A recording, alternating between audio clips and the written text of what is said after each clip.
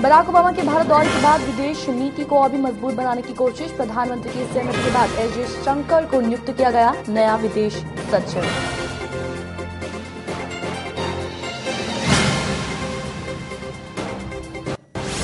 दुनिया के सबसे खतरनाक आतंकी संगठन आईएसआईएस ने दी व्हाइट हाउस पर हमले की धमकी। वीडियो जारी करके बराक ओबामा और व्हाइट हाउस पर हमले की दी चेतावनी।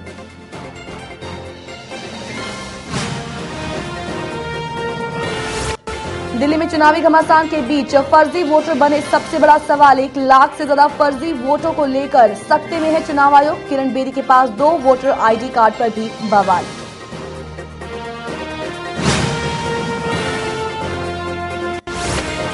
जम्मू कश्मीर में बीजेपी और पीडीपी के बीच सरकार बनाने का फॉर्मूला हुआ तैयार। मुफ्ती मोहम्मद सईद की 6 साल के लिए हो सकते हैं मुख्यमंत्री। 1 हफ्ते के अंदर अंदर बनेगी सरकार।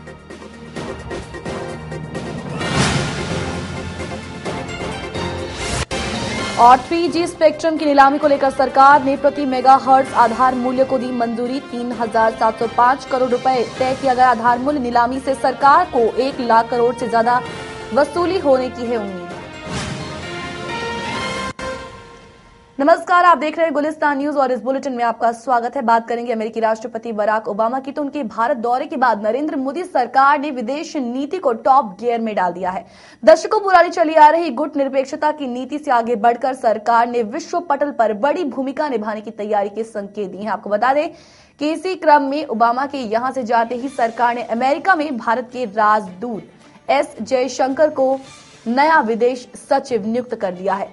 बुधवार की बात की जाए तो प्रधानमंत्री मोदी की अध्यक्षता में हुई मंत्रिमंडल की नियुक्ति समिति की बैठक में ये फैसला लिया गया और नई दिल्ली में जन्मे 60 वर्षीय जयशंकर देश के तेज तर्रार कूटनीतिज्ञों में गिने जाते हैं।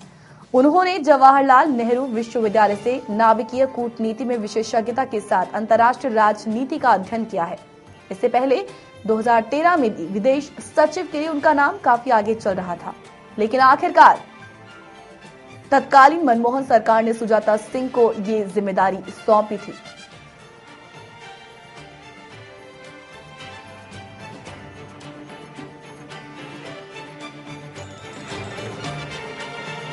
दुनिया के खूंखार आतंकी संगठन इस्लामिक स्टेट ने व्हाइट हाउस में घुसकर अमेरिकी राष्ट्रपति बराक ओबामा की हत्या की धमकी दे डाली है।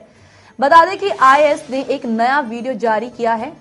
इसमें कहा गया है कि हम अमेरिका को भी इस्लामिक स्टेट बना देंगे। वीडियो में कैमरे के सामने खुद को सूरमा समझते 3 नकाबपोश आतंकी और घुटने के बल बैठा एक कुर्दिश लड़ाका। इन आतंकियों ने कहा कि हम अमेरिका आ रहे हैं और कार बम और विस्फोटक लेकर व्हाइट हाउस में घुसेंगे और तुम्हारा सिर कलम कर देंगे। ये वीडियो के अंत में ये हैवान उस कुर्दिश लड़ाके की गला रेत कर हत्या भी कर देते हैं। दरअसल इराक में अमेरिका समेत कई देश कुर्दिश लड़ाकों को हथियार और ट्रेनिंग मुहैया करवा रहे हैं।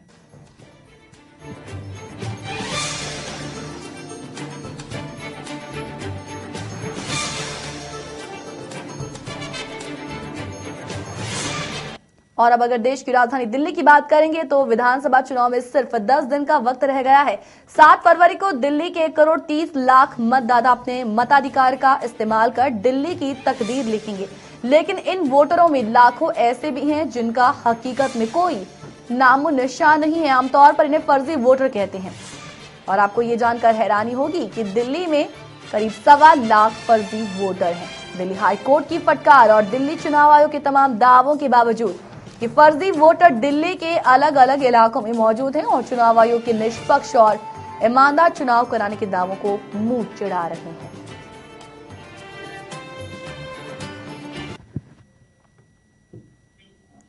तो बीजेपी की सीएम कैंडिडेट को लेकर एक और विवाद खड़ा हो गया है और ये विवाद उनकी 2 वोटर आईडीज को लेकर है। किरण बेदी के पास 2 अलग अलग इलाकों की वोटर आईडी होने की चुनाव आयोग इसकी जांच कर रहा है। हालांकि किरण ने इस पर बात अभी तक कोई टिप्पणी नहीं दी है। भारतीय जनता पार्टी की मुख्यमंत्री पद की उम्मीदवार किरण बेदी के पास 2 मतदाता पहचान पत्र हैं, जिन पर अलग अलग पता दर्ज है। चुनाव आयोग इसकी जांच में जुट गया है। चुनाव आयोग इस बात की जांच कर रहा है कि अलग अलग इलाकों से उन्हें 2 वोटर कार्ड कैसे जारी किए गए। चुनाव आयोग के रिकॉर्ड के मुताबिक किरण बेदी को दिल्ली के उदय पार्क और ताल कटोरा लेन के पते पर अलग अलग मतदाता पहचान पत्र जारी किए गए हैं। इस बारे में पूछे जाने पर किरण बेदी ने टिप्पणी करने से इनकार कर दिया। चुनाव आयोग के अधिकारियों ने कहा कि उन्हें इस बात की जानकारी हो गई है कि वे इसकी जांच कर रहे हैं कि क्या उन्होंने ताल कटोरा लेन के पते वाले पहले वोटर कार्ड को रद्द करने के लिए आवेदन किया है अथवा नहीं। चुनाव आयोग के एक वरिष्ठ अधिकारी ने कहा, हम मुद्दे की जांच कर रहे हैं और जल्द ही अंतिम नतीजे पर पहुंचा जाएगा। उन्होंने संकेत दिया कि अगर किरण बेदी ने अपने दोनों में से एक कार्ड को रद्द करने के लिए आवेदन नहीं दिया है तो उनके खिलाफ कानूनी कार्रवाई शुरू की जाएगी। इस बारे में पूछे जाने पर आम आदमी पार्टी ने कहा कि भाजपा ने अपने तथ्यों की जांच नहीं की, जबकि आरोप लगाती है कि वोटर लिस्ट में आपके मतदाताओं की कई प्रविष्टियां दर्ज हैं। पार्टी के एक प्रवक्ता ने बताया कि ये चुनाव आयोग को देखना है, लेकिन भाजपा अध्यक्ष अमित शाह ने दावा किया था कि आप मतदाताओं के नाम फर्जी तरीके से दर्ज करवाए गए हैं। स्पष्ट रूप से उन्होंने तथ्यों की जांच नहीं की। आम आदमी पार्टी के राष्ट्रीय संयोजक अरविंद केजरीवाल ने कहा कि 2 मतदाता पहचान पत्र रखना कानूनी तौर पर सही नहीं है, इसकी जांच होनी चाहिए। और बिहार में इस साल राष्ट्रीय जनतांत्रिक गठबंधन प्रधानमंत्री नरेंद्र मोदी के नाम पर विधानसभा चुनाव लड़ेगी और बिहार बीजेपी के किसी स्थानीय नेता को मुख्यमंत्री पद का उम्मीदवार नहीं बनाया जाएगा। ये घोषणा बुधवार को एनडीए के घटक लोक जनशक्ति पार्टी के अध्यक्ष और केंद्रीय मंत्री रामविलास पासवान ने पटना में की है। पासवान ने कहा है कि जिन जिन राज्यों में बीजेपी प्रधानमंत्री नरेंद्र मोदी के नाम पर चुनाव लड़ी है, वहां न सिर्फ सरकार बनाने में सफल हुई बल्कि बीजेपी ने जिसे चाहा उसे मुख्यमंत्री बनाया। हालांकि बीजेपी के अध्यक्ष अमित शाह ने पिछले हफ्ते पटना में कहा था कि किसी नेता को मुख्यमंत्री पद का उम्मीदवार बनाया जाए या नहीं, ये फैसला बीजेपी संसदीय बोर्ड करेगी। लेकिन पासवान की इस घोषणा के बाद माना जा रहा है कि बिहार में बीजेपी के सहयोगी दल नहीं चाहते कि बीजेपी अपने किसी नेता का नाम पहले घोषित करे और वो चाहते हैं कि जीत का श्रेय सीधे प्रधानमंत्री नरेंद्र मोदी को मिले।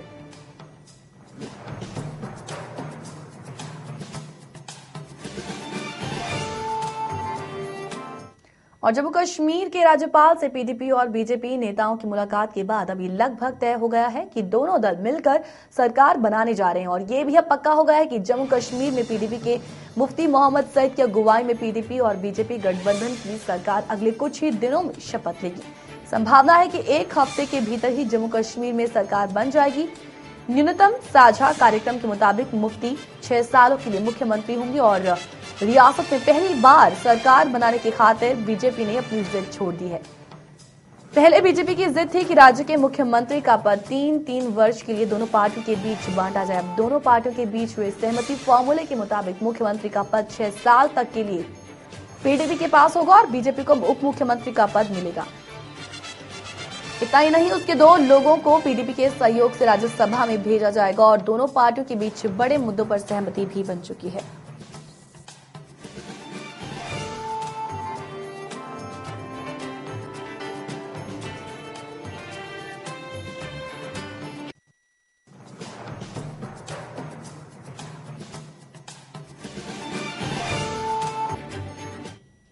और विदेश मंत्री सुषमा स्वराज के चीन दौरे को चीन में काफी अहमियत दी जा रही है। चीन में सुषमा स्वराज का दौरा काफी व्यस्त रहने वाला है, जिसमें स्वराज रूस और चीन के विदेश मंत्रियों के साथ साथ कई और कार्यक्रमों में भी शिरकत करेंगी और सुषमा की ये यात्रा पीएम की चीनी दौरे के लिए एक ग्राउंड मेकिंग प्रोसेस मानी जा रही है।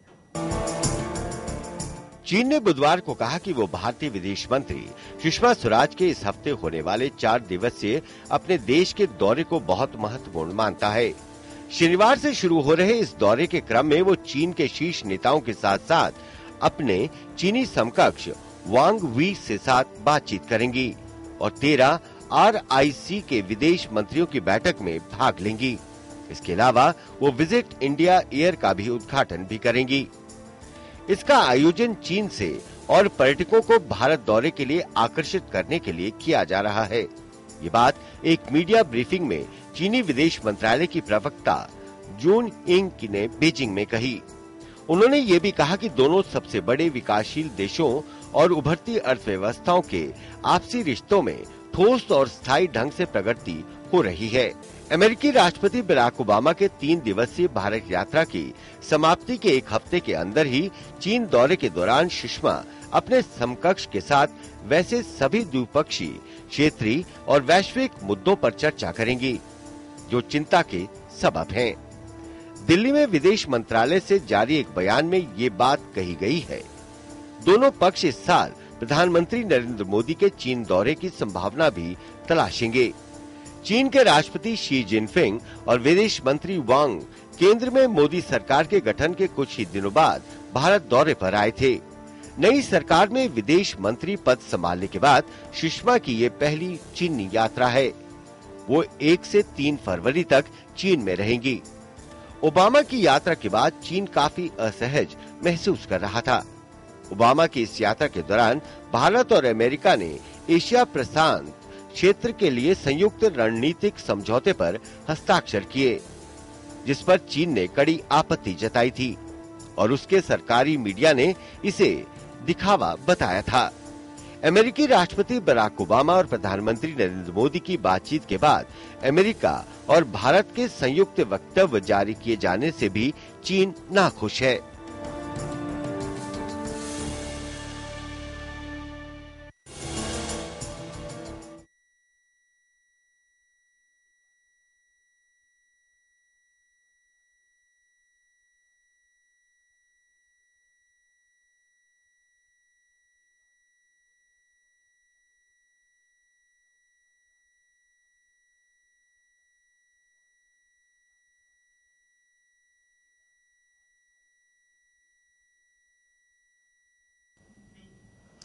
आंखों पर पट्टी बांधकर रोजाना के घर के काम करना या फिर बंद आंखों से अखबार पढ़ना, ये काम बिल्कुल असंभव है। पर धर्मनगरी कुरुक्षेत्र में एक 9 साल की मासूम बच्ची ने ये सब मुमकिन कर दिखाया, जो 3 पट्टियां आंखों में बंधी होने के बावजूद भी ये सब बड़ी ही आसानी से कर लेती हैं। पेश है एक रिपोर्ट। जिस प्रदेश में कन्याओं को बोझ समझा जाता हो, उनकी भ्रूण में ही हत्याएं होती हो, अगर इन सब के बीच कोई बेटी कुछ ऐसा काम करे जो अनोखा हो तो मुंह से निकल ही जाता है, वाह क्या बात है। कुछ ऐसा ही नजारा कुरुक्षेत्र में देखने को मिला, जहां 9 साल की अनन्या अपनी आंखों पर 1 नहीं 2 नहीं 3 पत्तियां पट्टी बांधकर सभी कार्यों को उस तरह से कर सकती है जो एक सामान्य आंखों वाला व्यक्ति करता है। हीरोइन सहित 3 तस्कर गिरफ्तार, 2 लाख की मनी। हमारी थर्ड आई होती है, उसको हम एक्टिवेट करते हैं, इसलिए आंखों पर पट्टी बांध कर दिखता है। क्या कर लेते हो आप आंखों पर पट्टी बांध के? क्या कर लेते हो? Colours, mathematics sums, black board पर लिखा हुआ और इमेजेस, रीडिंग। कितने समय से कर रहे हो आपने? कितना समय होगा इसको सीखे हुए? 1 मंथ। 1 मंथ से कर रहे हो, तो इसके लिए कोई प्रैक्टिस वगैरह करनी पड़ती है आपको? इसके लिए बहुत ज्यादा प्रैक्टिस करनी होती है। तो दिन में कितना टाइम प्रैक्टिस करते हो या मेडिटेशन करते हो? जितनी देर मैं करती, मतलब जितनी देर मैं ये करती हूँ प्रैक्टिस, उतनी देर ही मैं मेडिटेशन करती हूँ। मतलब ऑरेंज थोड़ा बेटा दिस कलर डार्क ग्रीन,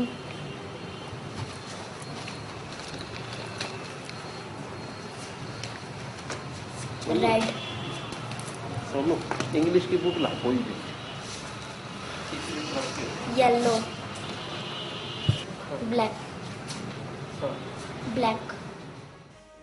वहीं अनन्या की मां का कहना है कि उनकी बेटी ने हर जगह उनका नाम रोशन किया है, जिससे वो अपनी बेटी पर नाज करते हैं।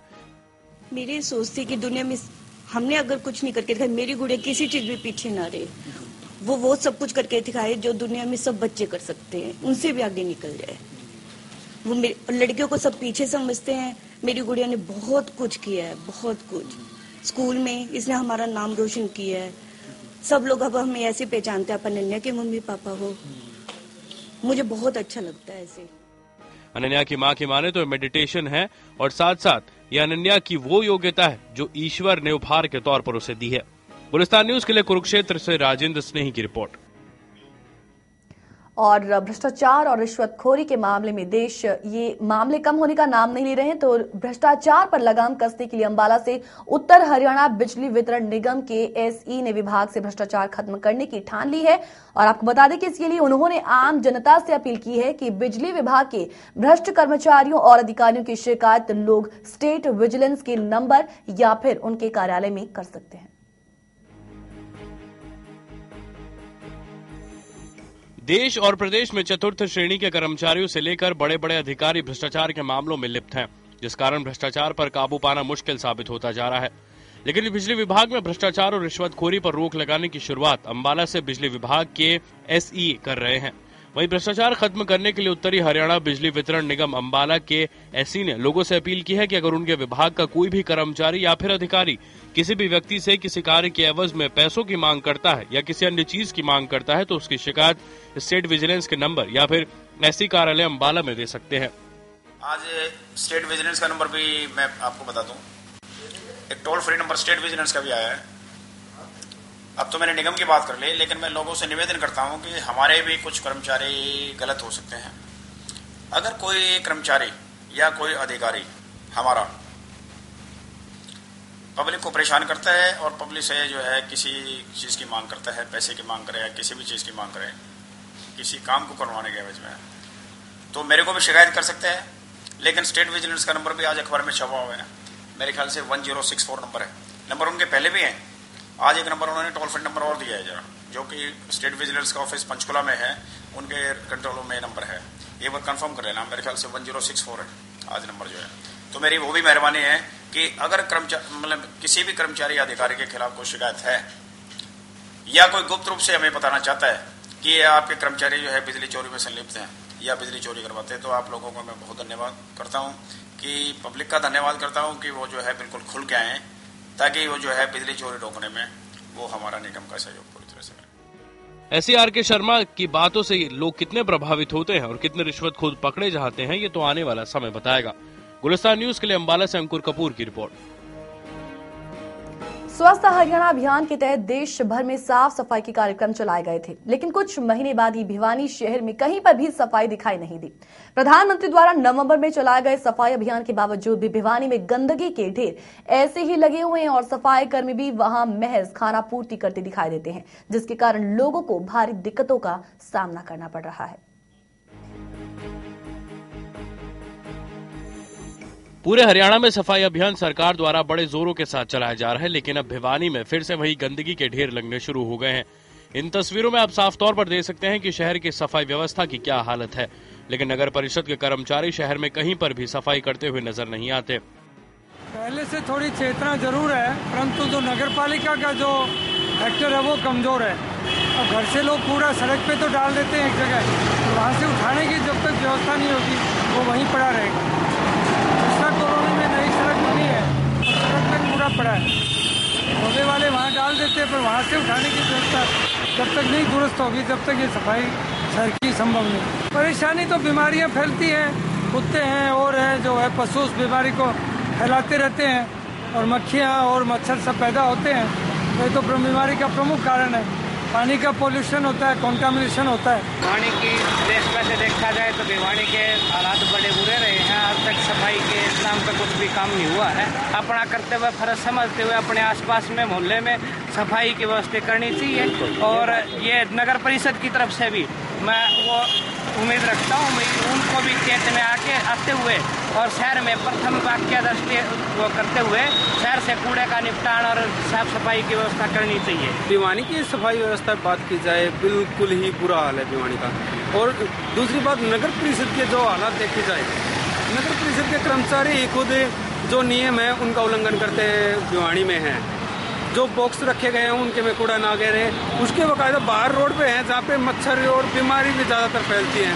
तो यही है कि नगर परिषद जहाँ से इसका एक बढ़िया स्पीच लेके चले, ये सोच के चले कि कूड़ा कचरा ना हो और सफाई पे ध्यान रखे, जभी भिवानी स्वास्थ्य होगा, हरियाणा स्वास्थ्य होगा, जभी पूरा देश स्वास्थ्य रहेगा। वहीं स्थानीय वासियों ने पूरा दोष नगर परिषद पर लगा दिया है। शहर वासियों का कहना है कि सफाई कर्मी सफाई नहीं करते। तो वहीं स्थानीय विधायक घनश्याम सराफ ने बताया कि सफाई की तरफ हमारा विशेष ध्यान है। शहर में कुछ जगह ऐसी हैं जहां पर सफाई की आवश्यकता है, वहां पर जल्द ही सफाई कराई जाएगी।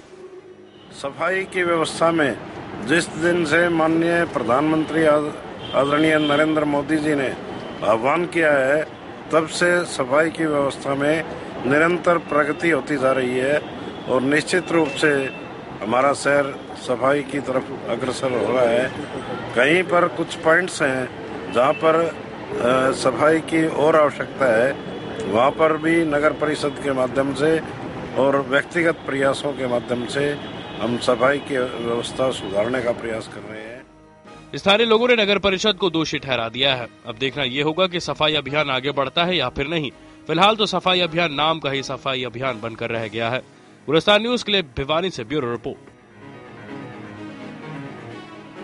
और अगर कुरुक्षेत्र की बात की जाए तो वहां भी उच्च अधिकारियों को जिला परिषद की बैठक में गैर हाजिर होना महंगा साबित होता नजर आता है, जिसके चलते जिला परिषद के अध्यक्ष परवीन चौधरी ने सभी गैर हाजिर अधिकारियों के खिलाफ कारण बताओ नोटिस जारी करने के आदेश दिए हैं और कहा है कि वो बेवजह गैर हाजिर अधिकारियों के खिलाफ सख्त कार्रवाई भी करवाएंगे।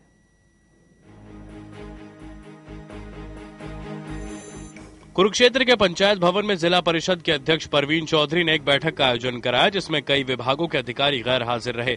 इस बात को गंभीरता से लेते हुए अध्यक्ष परवीन चौधरी ने अतिरिक्त उपायुक्त को गैर हाजिर रहे अधिकारियों के खिलाफ कारण बताओ नोटिस जारी करने का आदेश दिया है। आज मीटिंग के अंदर कुछ अधिकारी लापता मिले, जो कि ना ही कोई मैसेज था उन्हीं की, जैसा कि आज के सिविल हॉस्पिटल सीएमओ ऑफिस की तरफ से सीएमओ मैडम या कोई भी नहीं आया, रोडवेज विभाग की तरफ से, और रही बात अपने खुद के डीडीपीओ कार्यालय की तरफ से, और ऐसे से बहुत से कहीं 5-7 डिपार्टमेंटों की तरफ से कोई नहीं आ पाया। मैंने उसको एडीसी महोदय को डिप्टी सीओ पे कहा कि उनके खिलाफ नोटिस, कारण बताओ नोटिस जारी करे कि किस कारण से वो यहाँ पे नहीं पहुंच पाए। उन्होंने कहा कि यदि किसी अधिकारी ने लापरवाही बरती है तो उस अधिकारी के खिलाफ वो सरकार से सख्त कार्रवाई की मांग करेंगे। साथ ही साथ उन्होंने कहा कि वे कुछ दिनों बाद बीडीपीओ और डीडीपीओ की दोबारा बैठक बुला रहे हैं। गुलिस्तान न्यूज के लिए कुरुक्षेत्र से राजेंद्र स्नेही की रिपोर्ट। तो वहीं हरियाणा सरकार द्वारा शुरू की गई सीएम विंडो पर जनता की शिकायतों का तांता लगा हुआ है। आपको बताते चले कि अब तक सीएम विंडो पर 227 शिकायतों में से सिर्फ 35 शिकायतों का ही निपटारा हो पाया है, जो कि सीधा प्रशासन के सुस्त रवैये पर इशारा करता है। लेकिन इसके बावजूद भी प्रशासन बाकी की समस्याओं को एक हफ्ते में सुलझाने का दावा करता नजर आ रहा है।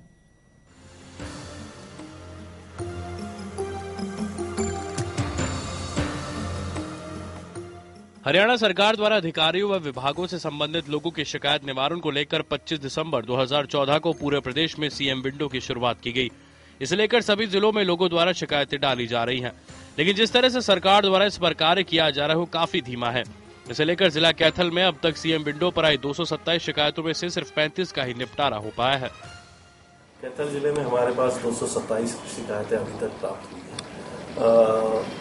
उसमें से मैं ज़्यादातर शिकायतें पंचायत विभाग और ग्रामीण विकास विभाग की है, रूरल डेवलपमेंट और पंचायत। तो उन शिकायतों का निपटारा तुरंत किया जा रहा है। इसमें कई जैसे शिकायतें नहीं हैं, कुछ डिमांड्स है, जैसे गांव में इस रास्ता पक्का किया जाए, गली पक्की की जाए, नाली, वो डिमांड्स हम अलग कर रहे हैं। और इसके अलावा जो बाकी शिकायतें हैं सभी कंसर्न विभागों को भेजी है और वहां से जैसे जैसे रिपोर्ट प्राप्त होती है तुरंत निपटारा इसका किया जा रहा है। अभी तक हमने 35 शिकायतों का निपटारा किया है सर 27 में से, और अगले वीक वो ऑलमोस्ट 100% होगा। वहीं जिला उपायुक्त का कहना है कि अगले एक हफ्ते के अंदर सभी शिकायतों को निपटा दिया जाएगा। देखने वाली बात यह होगी कि लोगों द्वारा दी गई शिकायतों का निवारण आखिर कब तक होता है और सरकार द्वारा चलाई गई ये योजना कितनी कारगर साबित होती है। गुलिस्तान न्यूज के लिए कैथल से विपिन शर्मा की रिपोर्ट। और वहीं केंद्रीय मंत्रिमंडल ने 3G स्पेक्ट्रम की नीलामी के लिए 3,705 करोड़ रुपए प्रति मेगाहर्ट्ज के आधार मूल्य को मंजूरी दे दी है। इस कदम से 3G और अन्य बैंड के स्पेक्ट्रम की बिक्री से सरकार को 1 लाख करोड़ रुपए से अधिक मिलने की उम्मीद है। मंत्रिमंडल की बैठक के बाद दूरसंचार मंत्री रविशंकर प्रसाद ने संवाददाताओं से कहा कि मंत्रिमंडल ने 2100 मेगाहर्ट्ज बैंड के स्पेक्ट्रम के लिए 3,705 रुपए प्रति मेगाहर्ट्ज के आधार या आरक्षित मूल्य को मंजूरी दे दी है।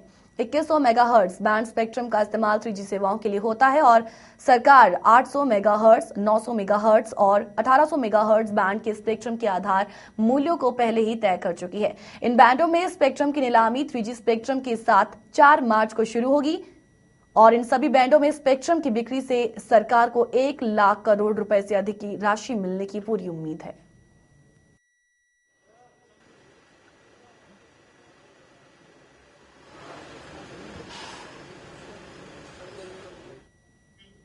और इस बुलेटिन में